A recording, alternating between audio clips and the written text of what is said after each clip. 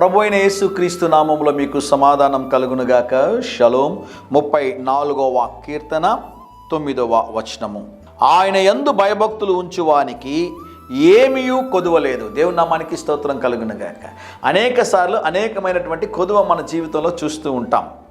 కొరతలు, లేమి ఉంటుంది. ఒక ప్రాముఖ్యమైన మాట చెప్తానండి. ఏ కుటుంబంలో అయినా కూడా కొరతలు ఉంటాయి. కొరతలు లేని కుటుంబం అంటూ ఉండదు. మీరు అనుకుంటారేమో బాగా డబ్బు ఉన్నటువంటి కుటుంబం. ప్రతి కుటుంబంలో కూడా కొరతలు అనేవి ఖచ్చితంగా ఉంటాయి. వాక్యం సెలవిస్తుంది, యెహోవా యందు భయభక్తులు కలిగిన వారికి ఏ కొదువయు ఉండదని దేవుని యొక్క పరిశుద్ధ గ్రంథమైన బైబిల్లో తెలియజేస్తూ ఉంది.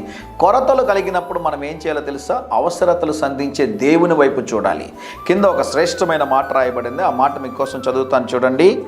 సింహపు పిల్లలు లేమి గలవై ఆకలిగొనును, యెహోవాను ఆశ్రయించు వారికి ఏ మేలు కొదువై ఉండదు. దేవుని నామానికి స్తోత్రం కలుగునుగాక. ఎందుకు సింహపు పిల్లల గురించి ఇక్కడ ప్రస్తావించారు అంటే, సింహం యొక్క వేట ఆ విధంగా ఉంటుందంట. సింహము తన బిడ్డల్ని ఎప్పుడు పస్తుగా ఉంచుదంట. అది అంత చక్కగా వేటాడి తన బిడ్డల్ని పోషిస్తుందంట. దేవుడు ఒక మాట అంటున్నాడు, ఏంటో తెలుసా?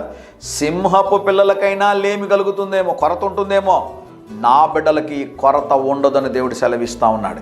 దేవునికి భయపడడం నేర్చుకోవాలి. దేవునికి భయభక్తులు కలిగి జీవించడం నేర్చుకున్నాం. దేవునికి భయపడి లోబడి జీవించడం మనం నేర్చుకున్నట్లయితే ఏ కొదువ మీకును మీ కుటుంబమునకును బిడ్డలకు రాకుండా దేవుడు సహాయం చేస్తాడు. బిడ్డలకు నేర్పించాలి. దేవుడు చూస్తున్నాడు, దేవునికి భయపడాలి, దేవునికి లోబడాలి, దేవుడు మనల్ని ఆశీర్వదిస్తున్నాడు అనే విషయాన్ని మీరు జ్ఞాపకం చేయాలి. ధైర్యంగా ఈ దినాన్ని ఎదుర్కోండి. దేవుని సన్నిధి మీకు తోడుగా వచ్చునుగాక. ప్రియ పరలోకపు తండ్రి, ఈ దినం మా ప్రియులు తలపెట్టే కార్యములన్నిటిలో జయమును అనుగ్రహించండి. భయమును, భక్తిని దయచేయండి. కొరతలన్నింటినీ తీసివేయండి. ఆశీర్వాదాలు దయచేయండి. యేసు నామములో ప్రార్థిస్తున్నాము తండ్రి. Amen, amen.